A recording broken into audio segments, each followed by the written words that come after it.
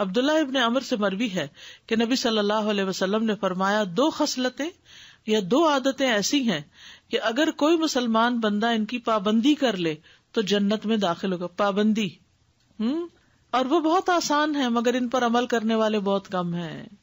ایک یہ ہے کہ ہر نماز کے بعد 10 مرتبہ سبحان اللہ، 10 مرتبہ الحمدللہ اور 10 مرتبہ اللہ اکبر کہے.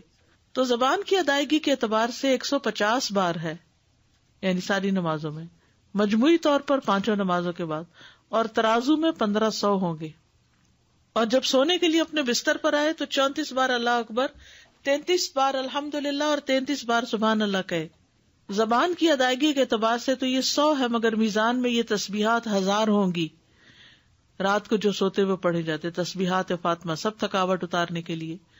یقیناً میں نے رسول اللہ صلی اللہ علیہ وسلم کو دیکھا، آپ انہیں اپنے ہاتھ سے شمار کرتے تھے.